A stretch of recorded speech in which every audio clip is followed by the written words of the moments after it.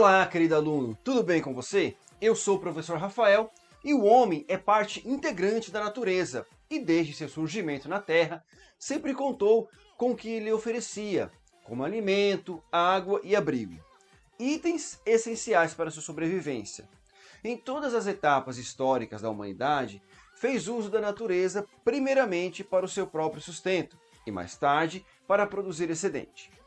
Especialmente após a Revolução Industrial, as sociedades capitalistas, que buscam incessantemente o lucro, extraem cada vez mais elementos da natureza, denominados de recursos naturais. São considerados recursos naturais tudo aquilo que é necessário para o homem e que se encontra na natureza, dentre os quais podemos citar o solo, a água, o oxigênio, energia oriunda do sol, as florestas, os animais, dentre outros. Os recursos naturais são classificados em dois grupos distintos: os recursos naturais não renováveis e os recursos naturais renováveis. Os recursos naturais não renováveis abrangem todos os elementos que são usados nas atividades antrópicas e que não têm capacidade de renovação.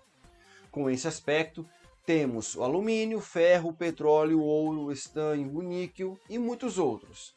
Isso quer dizer que quanto mais se extrai, mais as reservas diminuem. Diante desse fato, é importante adotar medidas de consumo comedido, poupando recursos para o futuro. Já os recursos naturais renováveis detêm a capacidade de renovação após serem utilizados pelo homem e suas atividades produtivas. Os recursos com tais características são floresta, água e solo.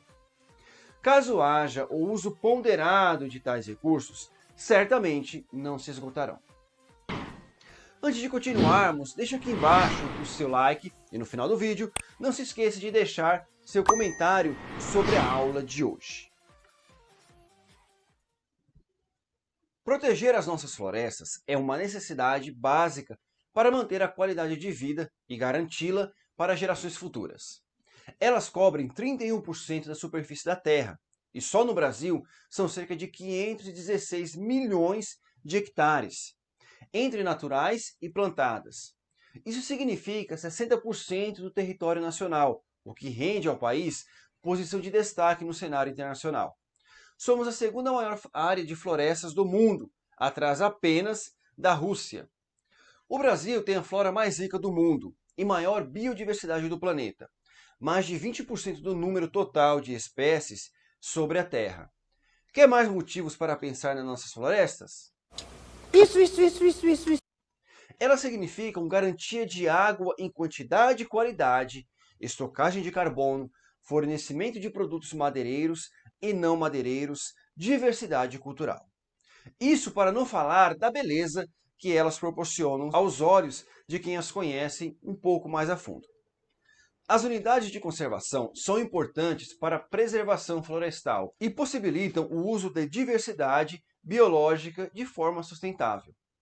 As florestas podem prestar valiosos serviços sociais às comunidades locais, principalmente quando são protegidas por reservas extrativistas e reservas de desenvolvimento sustentável. Mais de 7 mil metros cúbicos de madeira já foram transportados de forma sustentável, por exemplo, na Floresta do Jamari, em Rondônia, por meio de contratos de concessão. Outras duas unidades de conservação já estão passando pelo mesmo processo: a Floresta Nacional Saracataquera e a Floresta Natural do Amanã, ambas no Pará, totalizando 356 mil hectares de floresta. Entende-se por política ambiental o conjunto de normas, leis e ações públicas visando a preservação do meio ambiente em um dado território. No Brasil, essa prática só veio a ser adotada a partir da década de 30. As primeiras ações governamentais em prol da preservação ambiental no país pautaram-se na criação de parques nacionais localizados em pontos onde ocorriam as expansões agrícolas e os consequentes processos de desmatamento.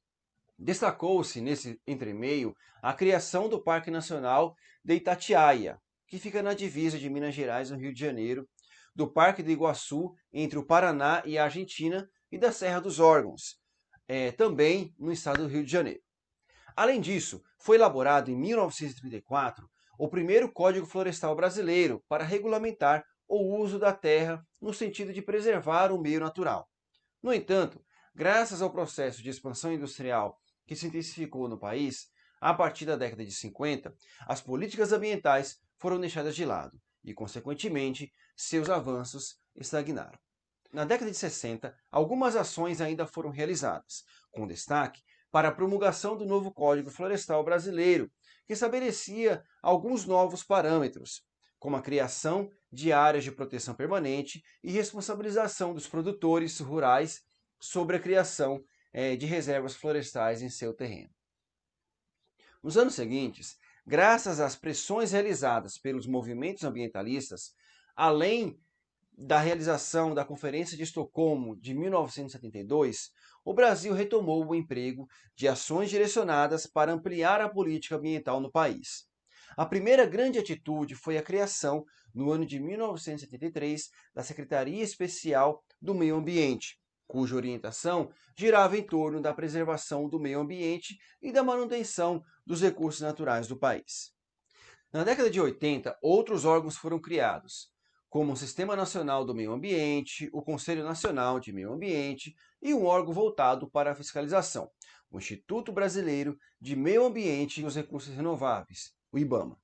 Com a promulgação da Constituição Federal de 1988, a política ambiental no Brasil conheceu os seus maiores avanços quando foi elaborada aquela que é considerada uma das leis ambientais mais avançadas em todo o mundo.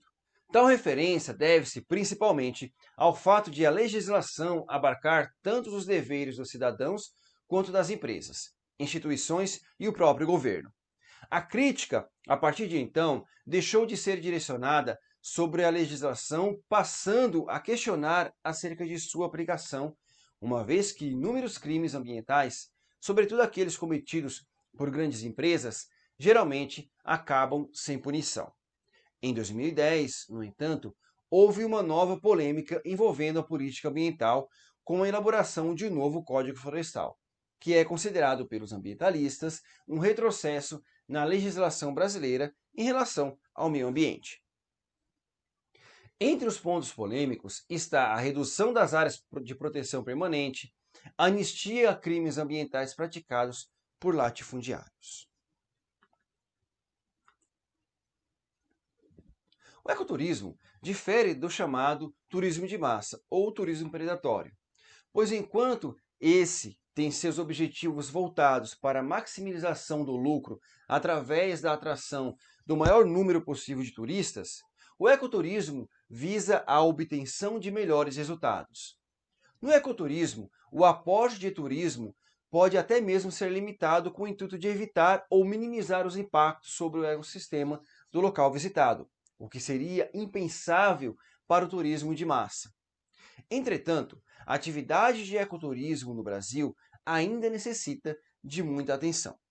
Segundo um estudo publicado pela Consultoria do Mercado de Hotelaria Espanhol, o Brasil ainda não aproveita todo o potencial ecoturístico que possui, e a maioria dos hotéis e resorts que se dizem sustentáveis pelas suas ações limitadas ou reciclagem do lixo e outras ações esporádicas. Ainda segundo a pesquisa, 0,01% dos meios de hospedagem possui a certificação ISO 14001.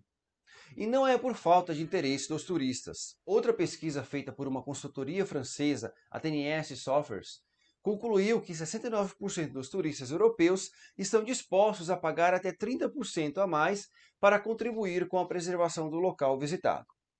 Outros termos associados ao ecoturismo são turismo de aventura, turismo de contemplação, turismo cultural, turismo ambiental ou alternativo, turismo rural, turismo de natureza, selvagem ou verde e até mesmo turismo antropológico ou étnico.